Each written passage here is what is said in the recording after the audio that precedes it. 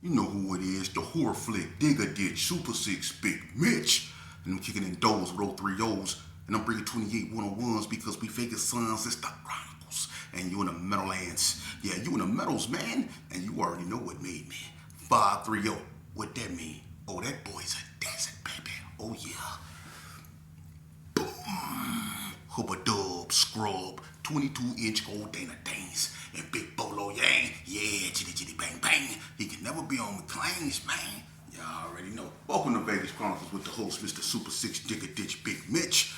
And today, like any other day, y'all know what we do. We kick actual factuals. That mean with no additives or no preservatives. Just raw and cut like what? Y'all tell it to me. That's right. Like summer sausages and crackers. You already know. Shout out to everybody that's been rocking with your boy, man. Shout out to everybody that's been supporting me and my little platform. You know what I mean? I'm humble. I truly am. Shout out to everybody that's been giving me ideas. You know, I'm doing this slowly. I got a few people help me. Shout out to Lack Money, man. I can't wait for me and you to get together, man, and do the little camera thing. And I want to really bring what I'm doing to my audience. You know, I want to interview people where they're comfortable at. You know what I mean? So we can bring a beautiful thing to Vegas, you know what I'm saying? And bring Vegas culture to the forefront. But somebody said something to me the other day, man, and it made a lot of sense. They say, you very intelligent. Why don't you speak about other things instead of, just Las Vegas? And I do, but, I'm trying to keep everything centered around, Las Vegas, not, talking about, but, letting it be, this Vegas speaking. Everybody else get to speak they, lingo. Vegas got theirs too, so that's why I keep everything Vegas, no disrespect to no one else. But he's absolutely right. I do need to talk about other things, And one person told me that I talk so much about God, but I won't come to church. First of all, the kingdom of God resides in thee, and a church ain't gonna validate me as nothing. I am willing to come to the church, and you have to understand I got a family and I got things I got going on over here. I'm not putting God on hold because I have a direct relationship with him. But I am honored to come and to the church, I think it's called New Hope of Jerusalem. I am proud to come to that church, you know what I mean, and hear your sermon, and I will be there, God willing. But speaking about God, man, I don't want to turn this into no ceremony or nothing like that, but people say I shouldn't just always talk about gangs and stuff like that. But you have to understand something. God left me here, to speak to these youth because they're the ones that's really being affected with gang violence, especially over here in Las Vegas. If you look at these youngsters nowadays, and I'm not disrespecting these youngsters because they're some smart, beautiful youngsters, man. But what I'm trying to tell you is that, look, I'm finna break something down for y'all, man, and I want y'all to pay attention. If you have kids, let them watch this, please, because y'all have to understand what's going on. And like Buloko pointed out, that unseen hand. This ain't a video to blame white people for nothing, but what's understood need not be said. You know what I mean? So let's just take a look at something, man. What people don't understand, when I was coming up and we was gangbanging out here in the streets, like I said in my prior videos, I should have elaborated a little bit more on it. But I spoke on the fact that we had weapons. We had fully automatic weapons. We had choppers and all that stuff. We didn't have them like they have them now, but we had them, And I'm going to tell you something. What happened to Vegas, and people can have their disagreements about this, but we can sit down and we can talk about it, and I dare somebody to prove me wrong. And this is what I'm putting out there. Prove me wrong when I say what I'm about to say. In 1988, 1989, I say 88, 89, banging in Las Vegas was really in the midst of getting out of control. You had the West Coast Bloods and the Gersons at it, but really you had the Gersons into it with all the Bloods because, like I said, the Bloods in Vegas, they always rolled together. Even in the North, the hood, they always, even though they North Town, they roll with the Pyrus, PBs, and the Coast. You see? So when the Gersons got into it with the West Coast Bloods, and the West Coast Bloods being a fresher of the four, major blood gangs in Vegas, all the rest of them followed suit. So it was the Gerson against all these blood gangs. This before Donna Street and everything else really came out. Now, when we was going back and forth, we had weapons. We had weapons, right? But we didn't have weapons like that, You know, we had 357, 380s. Everybody had a 22. You know, but everybody mainly had 357 gauges. You know what I mean? People had 9s, 4, 5, stuff like that. But 357s, 38s, 380s, 25s, and 22s, everybody had that. You see? But something happened that transformed the game. Because I'm telling you, the standard gun back when I was coming up was a 357. Everybody had one of them. Or a 38, or a 38 special, snub nose 38, or a 380. Everybody had a starter pistol, which was a 25, you know what I mean, or a 22. You know, everybody had that. But something happened. Something happened. And I keep hating to go back to this, but it's the truth. And I want somebody to prove me wrong. When Donna Street came out in that train track in the back of Donna, when they hit that train track and they got them guns, that changed the game. And I spoke on that about the freights. Why is there always train tracks going through impoverished neighborhoods? And how do they just so happen to have guns just sitting on there? We all know that, you know, when you moving stuff like weapons, explosives and stuff like that, man, you have that stuff secured. You ain't gonna have it in no impoverished neighborhood on a train, just stalled, waiting to be taken. That happened. It happened on Donna. Then next thing you know, all of a sudden in Las Vegas, everybody got fullies. Everybody got fullies. Now, I ain't saying Donna went back there, got a bunch of guns, and supplied everybody in Vegas with guns. I'm saying that if a train came in the back of Donna and they was able to do that, man, they was able to do that elsewhere. That's what I'm saying. That's that unseen hand Boo Loco talking about. Where did them gats come from? Because that happened, if I'm not mistaken, right up under, if I'm not mistaken, that happened up under, right when Bill Clinton was coming into office, right when George Bush Sr. was leaving office. You see? And when that happened, look what happened. Because California already had fullies. They had AKs and all this stuff. When Bill Clinton came into office, he introduced what was known as the Brady Bill. Do anybody know what the Brady Bill is? The Brady Bill is when he put, if you got caught with anything that was sawed off, if you had a gun that shot over a certain amount of times, all assault rifles basically, AKs, now they were banned under federal law. Do you know how many people got locked up for those weapons? I'm showing y'all something here. Not only did the crime rate go up, take Chicago alone. When Bill Clinton was in office, almost 700 and some people died each year. That's why he introduced the Brady Bill, because of the shootings and all of those stuff. That's just in Chicago. 700 and some people died when Clinton was in office. He introduced the Brady Bill. That put so many young black and brown boys in federal prison that it's a shame. Remember that. For his first 2 terms, when he introduced that Brady Bill, he locked up so many black boys. Bill Clinton did. Y'all president. Then Bush come into office. Bush Jr. What did Bush do? Bush allowed the Brady Bill to expire, meaning that he didn't recertify it. He allowed it to go away. So that means all those black and brown boys that got life sentences and all those ridiculous sentences for having weapons was stuck in prison. But the law that they were sentenced under was no longer illegal. So the law that they sitting in there doing 60 years over, it's people out here running around with the same gun that got them up in prison. Because Bush let the Brady Bill expire because he's a supporter of the NRA, which is the National Rifle Association, which was one of the biggest lobbyist groups in Washington. You see? And so Bush allowed all those guns to come back in the street. Y'all ain't get what he did. And what happened, right? What happened is Clinton locked up all your daddies. Yeah. Clinton locked up all your daddies. You see? And when Bush came in office, he gave all your sons back the guns to pick up what a daddy left off. Oh, y'all ain't think about that, huh? Yeah. And when Obama came into office, Look at how Chicago was then. 500, 400, 600 young black and brown boys was being unalive over there in Chicago every year when Barack Obama came into office.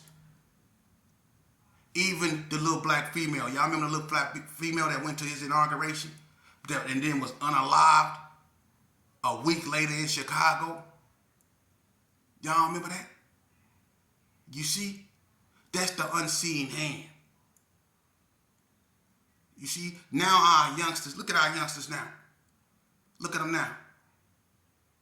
It's nothing you can do. You see? Everything is about gun control, gun control, gun control, gun control. You see? And now all our youth out here, they got, you see what they got? They put everything up into this.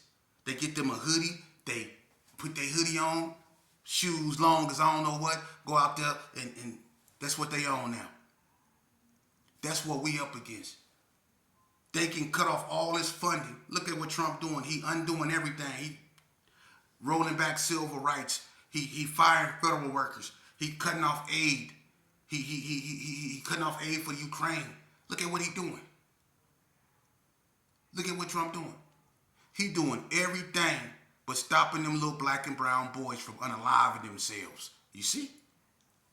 I'm going to tell you what he even did in y'all face. And people, we so complacent and we so stuck on what they doing on the baddies or what happened to Diddy or what's going on with this other stuff. But y'all not even focused. In D.C., Trump just reinstated 2 police officers that was convicted of unaliving a black man.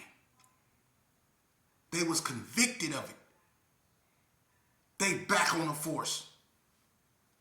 I think it's in not D.C., but in Maryland. They back on the force. They was convicted of unaliving a black, and they was found guilty 2nd degree. They tampered with evidence. They covered it up. They tried to. They got caught. They got convicted. Trump pardoned them, and they got reinstated as police. This is the game they playing now. And they pushing for Derek Chauvin, the police that unalived George Floyd, to be pardoned. This is what they think of you. This is what Boo Loco was saying. This is why I was saying we got to get right with one another. We got to stop this madness. And y'all talking about Gersons versus 6 Souls. How y'all talking about Gersons versus 6 Souls when you got people that's blatantly showing you they disdain? They now coming, like look at what happened in Ohio when them racists was walking down the street with their flags. They openly getting together now calling y'all the N-word. In my era, they wouldn't have never dreamed of doing nothing like that. You couldn't pay no skinheads or no clans to walk down Donna. You couldn't pay them to walk in the Gerson. You couldn't pay them to walk in the Coast. You couldn't pay them to walk in the Delmonico and Sherman Gardens or in Madison Terrace. You couldn't pay them to walk down there in the jungle in Hollywood. You couldn't pay them to go nowhere over there in A-Town. You couldn't pay them to go over there in Crip City. You couldn't pay no, man, come on, man. But that's what they doing now. That's what they doing now. And Boo Loco spoke of the Willie Lynch papers, how they divide and conquer. That's so prevalent right nowadays, man. They using the internet to do it. You see, look at these major platforms. It's just like music. You see how you got these major music labels?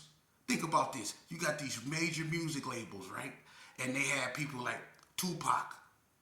See? And then you have people like Biggie Smalls. Now, we know that Death Row was owned by Suge Knight, but it's not the label. See, that's not the power. We know that Bad Boy was owned by Diddy and all that, but that's not the power. The power is in the distribution. See, that's how you get your music out, the distributor. So these is the people that's really behind putting that madness out. When Pac disses Biggie, when Biggie disses Pac, these is the people that distribute this stuff to you that make sure you get it. You see? Now, take a look at these major platforms on YouTube. Adam 22, Vlad TV, all these major platforms. What do? Bomb first, all this old stuff. Look at what they do. They pit people against each other. Vlad been doing it. People that went to jail going on his platform. You see? Ain't nobody came on there with no peaceful message. Look at what Adam 22 do. People that got whooped out on his show. You see? It's always one of them behind it. That's what Boo Loco was talking about. And that's why I say we got to stop with this nonsense. How we go ever focus on them when we too focused on us in the wrong way?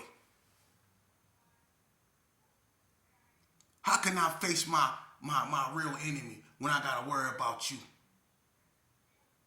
That's what I'm saying.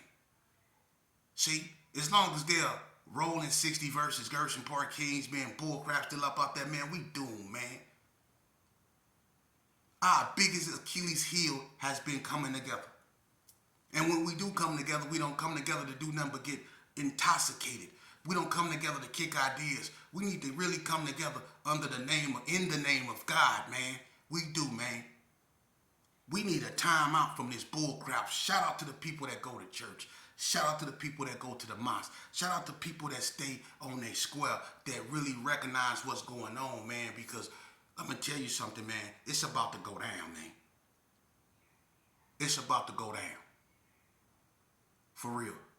And if you never thought there would be a time where we over here in America will be at each other's throat, not over rags, not over the color of our skin, because that's what you see going on now, right? Nah, you used to that.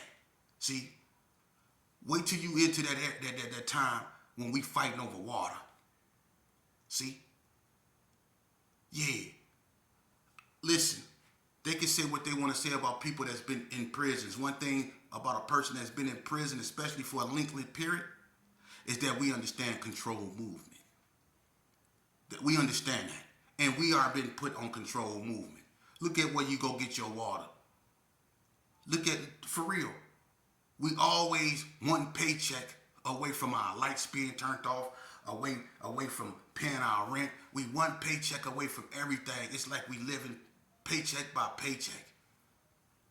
For real. And some people been working their whole lives only to accumulate nothing. Everything you make, they take it back. It just recycle itself. You see? That's all they doing, man. We as a people, we have to come together, man. For real. Over there in California, they got to get on the same page. In Las Vegas, we got to get on the same page. In Arizona, in New Mexico, we got to get on the same page. And then do what? And then come up with our own economic agenda. We have to learn how to retoil our soul, plant our own food. We have to bring spirituality back in our family. We have to bring God back into our culture. For real. Our youth, look at them, man. Everything that they're about, everything they inhale, everything they exhale, everything they think. I'm not saying all of them, but far too many of them. It's about the blicky, man. Come on now, man. The reaction that we have to our children just being exterminated like rodents out there in the streets, man. And we sit back, no marching, no nothing. But we'll be up in arms over a crackhead being unalive by a police. But our babies, some of them be innocent. Like the little rapper that just lost his life with his 5-year-old child. You see that? His 5-year-old child. I told y'all, remember I did that episode about that 5? And what that 5 symbolized, that pentagram. Remember I did that episode and I used Martin? And I was talking about the 5. Everybody want to be rappers now. Why would our youth still want to be rappers when they see that rappers' life span is on the level of a dog? Rappers don't live that long. Y'all need to pick a new hobby. It's something that didn't happen with rap music that's very nefarious, very demonic. For real. And it's taking our kids away from us, man. That music, it has been tampered with to the point that's Lucifer's music, man. We need to do away with that junk, man. That junk is it's powerful and it's leading us to doom, man. And I'm not saying all rap music. I'm saying, y'all, come on, man. Y'all know what these youngsters out there, they say they on demon time. That really means something, man.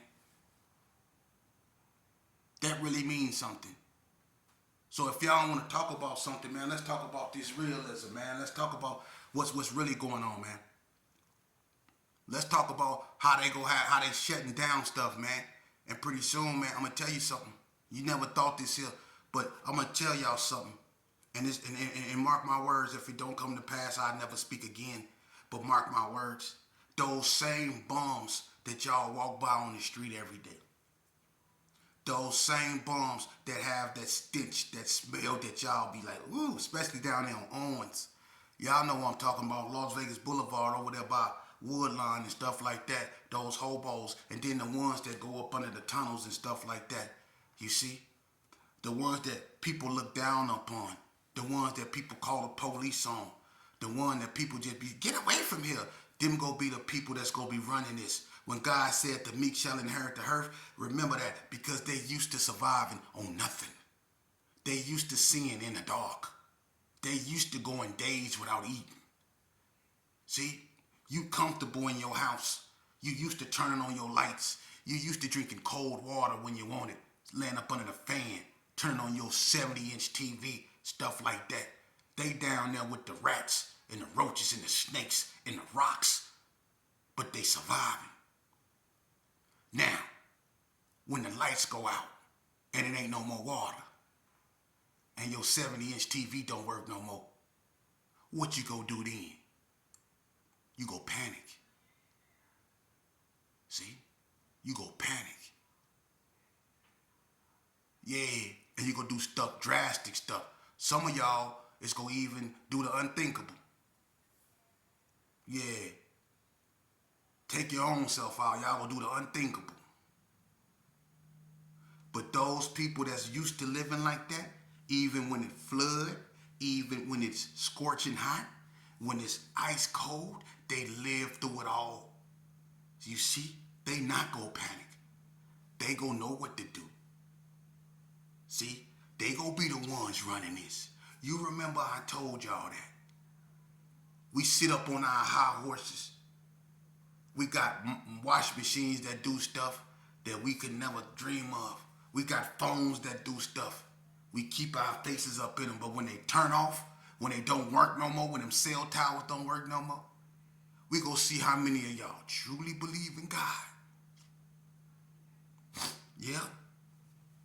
We go see how many of y'all truly believe in God. Because I'm going to tell you something. You can have a mouth full of scripture, but a heart full of hate. And when you put in that situation, it's going to expose a lot of people. And that's what's going to happen. And we go get into that. I'm going to talk about a variety of things. And if y'all want me to speak on anything, put it in the comment section. If I can find it, I'll get to it. I swear I will. And if I have any intellect or knowledge on it, I will expound on it. You know? But what I'm sitting here telling y'all is that unseen hand. Well, why is little black boys out there, unallowing each other like that, man? I mean, what could we do? What kind of programs can we offer them? What you mean, what kind of programs can we offer them? God already gave them a program. It was called a father. Once you remove that, now you're going to have your hands full. You take the father out the house and you leave the mama to raise the daughter and the child. That's why you got the female confused on who she is, and you got the male confused on who he is. Because you got the male trying to be the female and mad at the female a female. So on and so forth. Because the woman got to teach a man how to be a man, and that ain't her job. That's why these youngsters is growing up not respecting women and is quick to put their hands on women. When we was growing up, it's one thing that our family, our mothers and fathers told you. I made you, I bought you in this world, and I take you out this world. We knew not to ever raise our hands up at our parents, not even think that thought. And we knew basically not to raise our hands when I was coming up. I done seen dudes get knocked out by females, get stomped to sleep by females. But we still was taught not to put our hands on females. We didn't do that. Some dudes did, but for the most part, we didn't do that. Now, these youngsters will knock everything in the house down. They knock down, listen, they unalive shadows. They'll knock down everything in the house. Well, why? It goes back to, like Boo Loco said, and that's why I love that brother. He's so sharp. Ty Haywood, shout out, man. The father figure. Once you took the father figure out the home, Bill Clinton, that's who did it. Clinton, the Brady Bill. Ain't no president in the history of the United States of America, I think, then locked up more black men than Bill Clinton. Bill Clinton, old Bucky boy. Yeah. And Hillary, his wife, the one that labeled us super predators. You see, they took the black man out the household and allowed his children. That's a generation of children that you see go, man. And what you see now is their generation. You see? They took the father out the home. Now they want to put him back after they done ruined him. After they done put him out there, and some of these cats done went to prison and became, you know, Shanae, and they want to put them back up in the house now after they done ruined them. After they done ruined them. And then what you go put what's left of him back in the house for? He can't get no job. He can't stay nowhere, especially in subsidized housing. You see? But if we come together as a people and we start building and buying our own apartment complexes, and we start building and buying our own stores like we used to, if we go back to what we used to be, which was great, resilient, smart people, we can excel about this madness. We can reclaim everything that was taken from